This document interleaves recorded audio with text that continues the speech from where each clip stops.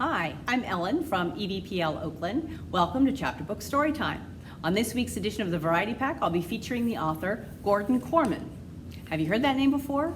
Korman's been writing for many years, and he has countless books for young people and some series that you might know, and a lot of standalone novels.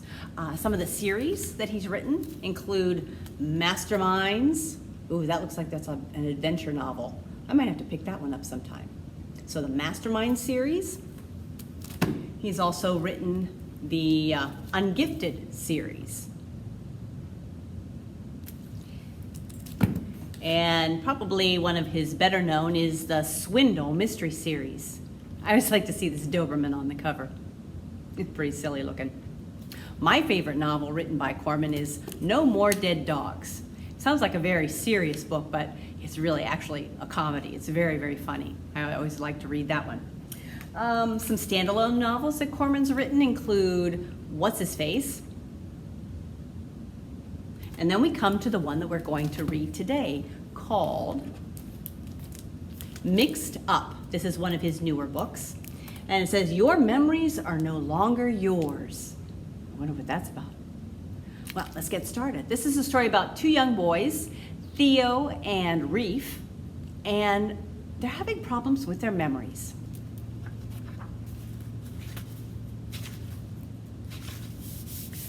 The chapters alternate between Theo and Reef, so they get to tell their own story. And it's kind of interesting to see how the two stories begin to blend together, even before the two of them meet. So chapter 1, Reef gets to tell his story. The instant Willis calls, "Dinner!" the stampede is on. Liam hip checks me aside as I make for the stairs. He's a high school senior, a football player, and outweighs me by 100 pounds. Carolyn, 16, blows past me on the landing, planting an elbow in my sternum that plainly says, "Me first." I could possibly catch up, but I'm not really hungry anyway, and it really isn't worth the fight. Fact is, I haven't been hungry in almost a year. By the time I make it to the kitchen, Declan, 14, is at the counter, loading up a plate while holding the other two back with a well-placed shoulder. While he's the youngest of the Helmer siblings, he's still got 2 years on me. Liam and Carolyn aren't too bad. They ignore me, but at least it's okay with them that I'm alive. Not Declan. Declan hates my guts. I'm not his brother. I'm not related to anybody in the Helmer house. I'm the charity case. By the time I make it to the hot plate, there's only one piece of chicken left. The one nobody else wanted. It's small, dried out, and burnt on the edges. If I could, I'd give it back its feathers and send it on its way. With a sigh, I scoop it up onto my plate, add some rice and carrots, and head for the table. Like I said, I'm not hungry, but I know I might as well eat. If I don't, Willis and Jenna will ask questions. Jenna was Mom's best friend, and she worries about me. That's why I live with the Helmers. Live. I hate using that word. I prefer to think of myself as a very long-term house guest who's going to move out of here and go someplace else. Any place else, as soon as I can. And however much I want, multiply it by 1,000 and you've got Declan. Here he was, the baby of the family, and along comes some poor orphan who's 2 years younger with a sob story that would melt an iceberg. Presto, he has to share his room with the interloper. Lost in my melancholy thoughts, I don't see the elbow come shooting out at me. With deadly accuracy, Declan delivers just the right amount of bump to the bottom of my dish. It isn't enough force to make me drop the plate, but carrots go flying. Rice sprays against the wall like it's coming from a hose, and that dried up little chicken cutlet hits the dining room carpet and sticks there in a stain of sauce. Liam is a no-nonsense eater. He doesn't even look up. Carolyn laughs out loud and mutters, "Walk much or just read about it?" "Yeah, you clumsy oaf," Declan chimes in. "Watch where you're going. That's our carpet you just ruined." Declan is always quick to talk about what's ours, his real point being that it's not mine. Never mind that the dining room carpet has plenty of stains to begin with before I even got there, and that even brand new, it was never the $1 million Persian rug in the main reception room of Buckingham Palace. He gets just as possessive over our Tic Tacs, and our toilet paper. Jen and I bump heads in our effort to clean up the mess. Sorry, I mumble, even though I have nothing to apologize for. That's another thing about being the charity case. Everything feels like it's your fault, even when it isn't. Just being there is an offense enough. Besides, nobody saw Declan's elbow. He has a knack for that. Jenna sighs, but her words are delivered in a light, friendly tone. Reef, what are we going to do with you? Maybe I should practice walking with a book balanced on my head, I offer in a pretty pathetic attempt at humor. Actually, the pathetic part is that I don't even try to tell Jenna and Willis what really happened, that their darling son is a giant jerk. Why would I say something like that to the only people nice enough to take me in when Mom died? And more to the point, why would they believe me? Declan's their kid, and I'm not. Tell you what, Willis suggests in an attempt to sound cheerful, I'll scramble you a couple of eggs.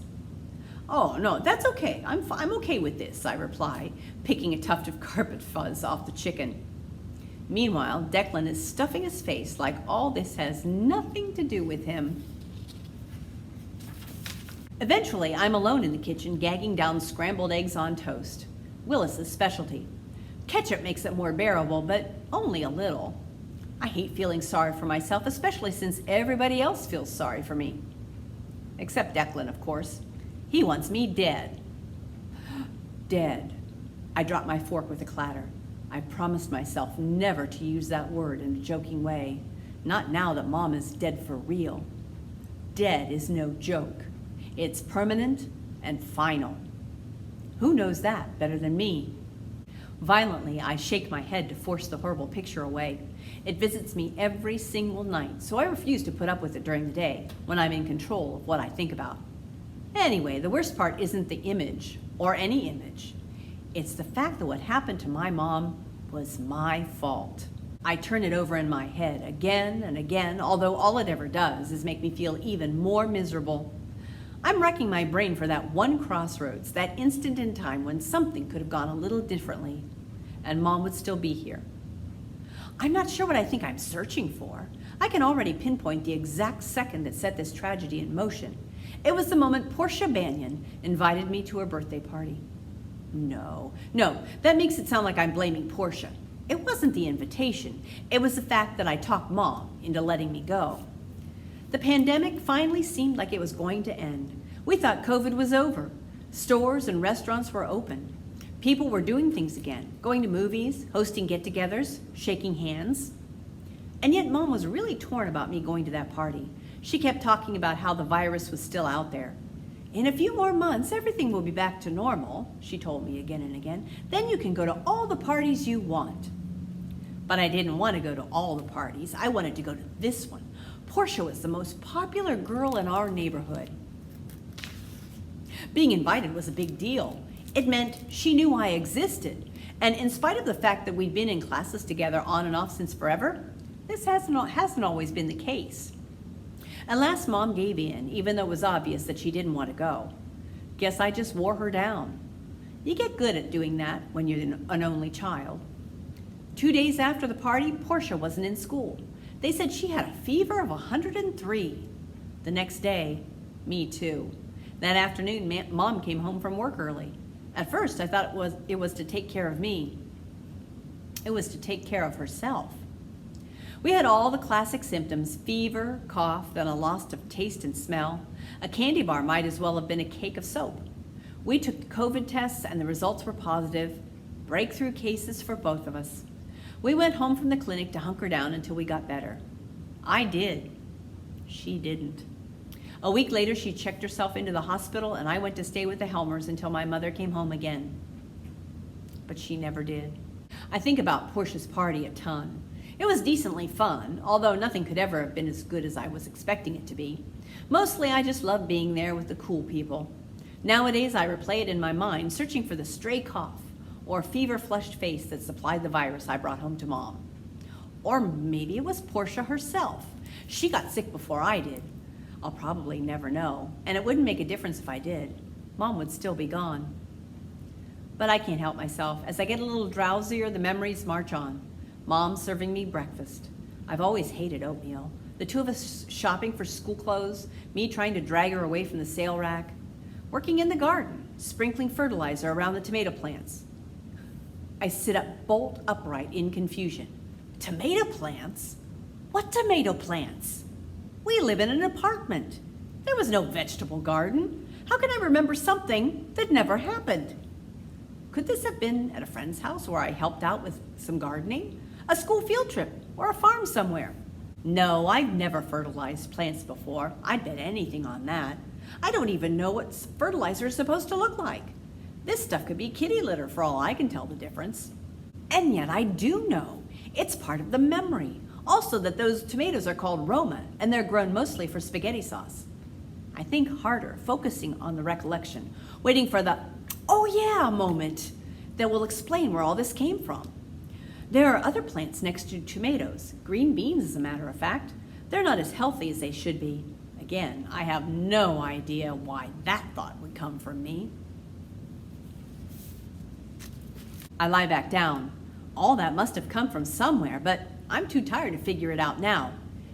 And really, who cares? When your whole life has fallen apart, the last thing you want to stress over is Roma tomatoes. Now, let's hear from Theo. See what's going on with him. Chapter 2.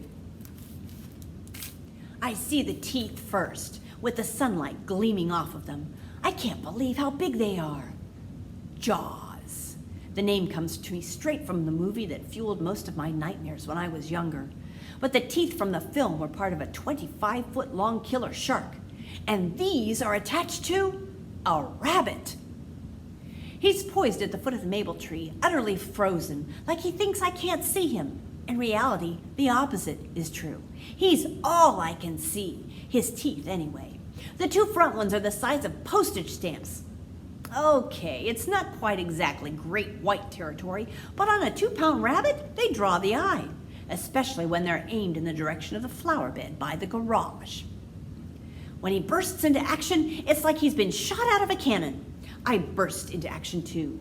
As I race toward him, I pull the yellow belt from my karate gi and snap it in his direction. He veers off from the pansies and makes an end run for the marigolds at the far left end of the flower bed. But I'm on to him, waving a belt like a whip. Get out of here! Beat it! My father appears at the gate. What are you doing, Theo? You're late for karate. I can't let Jaws eat my flowers, I shout back. Jaws? The rabbit. I don't see any rabbit. Get in the car. But he's the one, I accuse him in outrage. Something's been nibbling all the new shoots and blossoms for weeks. It's him. It's not the explanation my father wants to hear. Fix your G and get into the car, now. As I retie my yellow belt, I notice that one of the ends has black earth on it. I hope Dad doesn't see. The Saito-Kwan dojo, where I take karate, isn't very far away. I could totally walk. Dad only drives me to make sure I go. I don't hate the karate part, although I don't love it much either. My complaint is the reason my parents signed me up in the first place. It's because I need to toughen up. Dad's words, not mine. My father is a big guy, so when he drives, he's not so much at the wheel as over it, peering through the windshield as if looking for targets to shoot at with his lasers. What was that song and dance with the rabbit? He's not bothering you. Why do you have to bother him? He is bothering me, I insist. He's destroying my plants. Dad snorts. Yeah, well, maybe we should give him a medal. What 12-year-old kids gives a hoot about plants? There's a whole wide world out there, Theo. You've got to reach out and grab it by the throat. When I was your age, there was no stopping me. I ruled the school. My father talks about that a lot. I guess he was a kind of a ringleader when he was a kid. A sports star, a troublemaker, a bro, but not the kind that gets suspended. The kind everybody else secretly admires. I don't think he has anything against flowers and vegetables. It just bugs him that gardening is what I do instead of being more like him. I try to reason with him. I'm not you, Dad. I'm me. You don't have to be me. I know it sounds like I'm dumping all over your hobby, but one day you're going to thank me for being hard on you. That might be true, but that one day is not today. The whole hour I'm at the dojo getting punched and kicked and rolling around the mat, all I can think of is Jaws sinking those big buck teeth into my flowers. Does anything about Theo's story sound familiar? After karate, he goes up to his room to change. My eyes are immediately drawn to the notebook on my nightstand. I've been making an effort to remember my dreams. They're always vivid in my mind in the middle of the night, but by the time I wake up in the morning, I've totally forgotten them. That's what the notebook is for. Mid-dream, I slap myself awake enough to scribble down the details. It's a surefire way to ruin a good dream, and a lot of my notes are barely readable and pretty weird besides. But it's really important that I keep doing this. Lately, I've been remembering things that never happened in my life. The only possible explanation is that I'm dreaming them and then remembering my dreams like they were real. But I'll never be able to prove that if my dreams are gone as soon as I dream them. I flipped through the notebook, wishing I'd worked a little harder back in 3rd grade when Mrs. Fitzpatrick taught us handwriting. I can barely read my own words. In all fairness, though, when you wake up screaming from a terrifying nightmare, the least of your worries is neatness counts. I peer at the scribbles. Park's slide turns into a giant boa. I'm pretty sure that I meant a boa constrictor, not the big fluffy feather boas old movie stars wore around their necks. Can't open my locker, and the locker is heating up and burning my fingers. That one must have been one of my frustration dreams where I'm trying to do something or get someplace and I just can't make it happen. I have a lot of those. Like I'm walking to school and the building keeps moving farther away, or I'm climbing stairs and I never get to the top. Grizzly bear wearing Dad's high school football jersey. Kind of a tight squeeze, but to be fair, it really doesn't fit Dad anymore either. I slam the notebook back onto the nightstand. Burning locks, giant snakes, grizzlies, none of this explains the memories I've been experiencing. Those memories are almost normal. Or at least they would be if they were things that had actually happened to me. And I'm 99% sure they never did. Here's an example. I'm at school, but the floor tiles are wrong. I mean, they're real tiles, just not the ones my school actually has. And as I leave for the day, I pass by the main office on the way out the door. Except that's not where the office is supposed to be. It should be farther back, next to the cafeteria. Outside isn't right either. The front walk is brickwork instead of large concrete slabs. Since when? And why is the parking lot off to the left? That's when I turn back in the direction of the building and the explanation becomes clear. My middle school is a sprawling structure with a flat roof, kind of squarish with big windows and a lot of metal. This one looks nothing like that.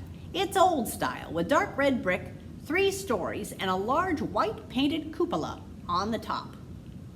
In other words, it isn't my school. I've never laid eyes on this place in my life. So why do I remember being there? So Theo's got it pretty rough. He has a father who disapproves of his hobbies and is trying to get him to toughen up with karate.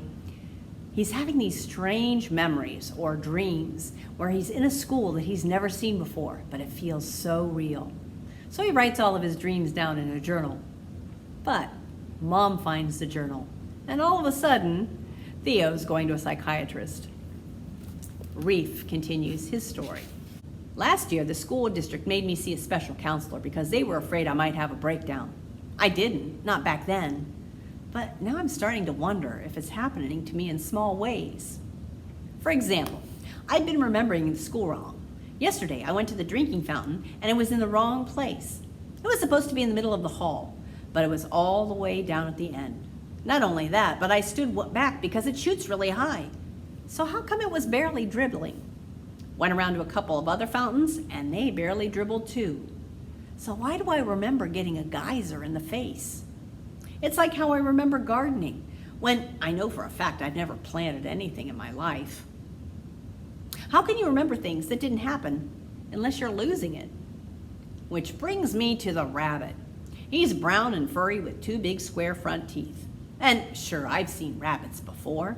There are wild ones all over town. But for some reason, this rabbit scares me. Who's afraid of a rabbit? Rabbits are afraid of everything. And I'm afraid of this one? How is that possible? I do not know this rabbit, yet somehow I remember him. I even know his name, Jaws. I may be losing my mind, but at least I have a sense of humor.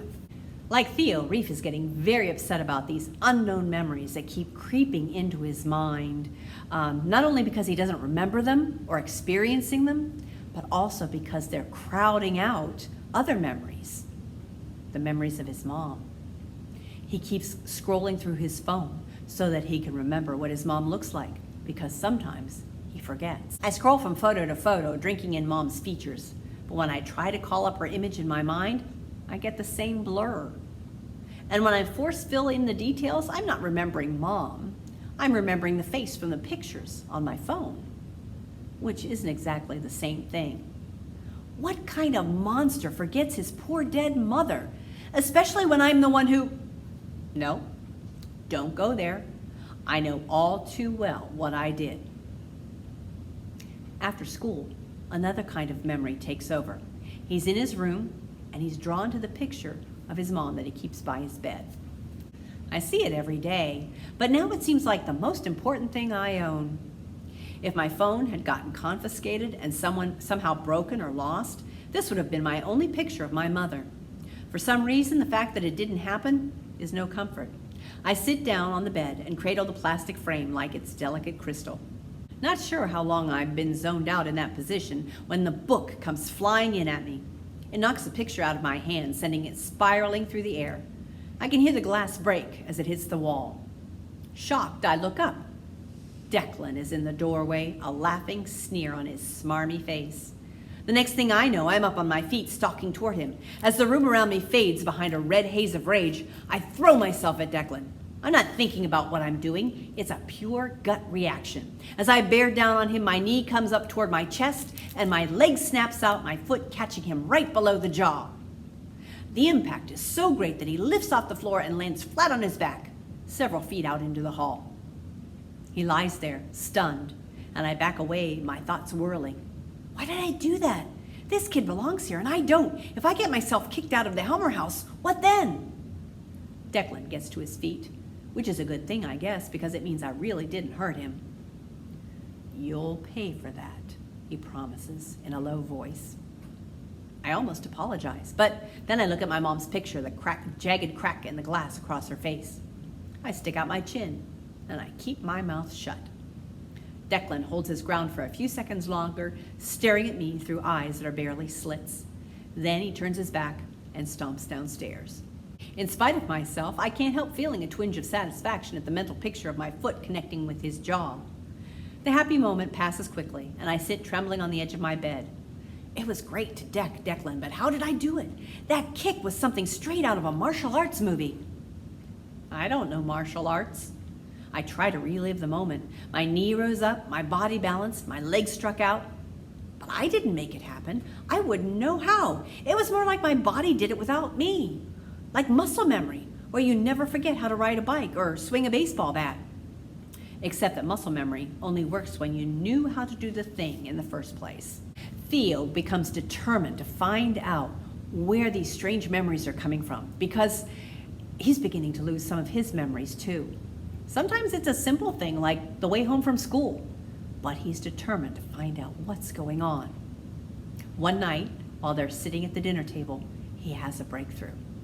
He looks into the kitchen where the TV's on. I leap suddenly to my feet, overturning my chair. From the table, I can see the kitchen TV, which is muted. The local news is on, showing 3 fire department's pumpers spraying water on a low, sprawling factory with flames shooting out of the roof. Theo, what's wrong? My mother asks in concern. Speechless, I point at the screen. She nods gravely. Oh, that happened this afternoon. It's over now, but the whole building burned to the ground. She thinks I'm looking at the fire, but I'm not. As the news shows an aerial view of the action, I can see a panorama of roofs through the billowing gray smoke. One of them, in the distance, shows a white cupola atop a dark brick building. I know that place. No, that's wrong. I don't know it. I remember it. Actually, I don't really remember it either, but my memory says I do. I distinctly remember walking out of that school where the floor tiles were wrong and seeing that cupola on the roof. The story ends and the news broadcast switches to a commercial. Where was that fire? I asked urgently. Don't worry, Mom soothes me. It wasn't anywhere near here. But where? I demand. On the south side somewhere, Dad supplies. What do you care, Theo? It's over. The building's gone. Bad things happen sometimes. They sure do, and weird things happen too. I remember being inside that school with a cupola on the roof, and now here on my own TV, in my own kitchen, is proof positive that the school is a real place. I never went there. We've always lived on the west side, but the memory, that has to be real, almost like I had a secret life that I've somehow forgotten, and it's coming back to me in bits and pieces. One thing's for sure, I need to find that school. It could be the key to understanding what's been happening to me. If I could get myself there, walk those halls with the wrong tiles, maybe talk to some of the students, it could go a long way to solving that mystery. After dinner, I head upstairs to my computer and do a search for factory fire, coupled with today's date. It comes right up. The Amalgamated Print Pack Company, which manufactured folding cartons for games and toys. I take the address and plug it into a city map. The exact location comes up, a neighborhood called Breezeway, just south of town. According to the navigation map, it's 4.6 miles away. Not exactly around the corner, but very doable by bike. So, Theo finds the school, and he finds Portia. And then he finds Reef. Theo sees Reef hanging around the school, and he knows instantly who he is. It's part of his memories. Reef is part of his memories. So he asks Portia to introduce the two of them. Theo continues. Reef, Portia begins tentatively. His response, almost automatic, is, "Oh, hi, gotta run." But he doesn't run. Not because of Portia either. He freezes when he catches sight of me. I'm Theo, I say aloud. I know. He recognizes me, just like I recognize him. What is going on? Reef continues the story. This can't be happening. I must have thought that to myself 100 times when Mom was sick, but this is the first time the thought is racing through my head because I'm looking at something absolutely, positively, 100% impossible. This kid, Theo, I've seen him before. And not just hanging around Portia, he's in my memories. But here's where it goes off the chain. I don't remember him so much as I am him. All that gardening I know I've never done.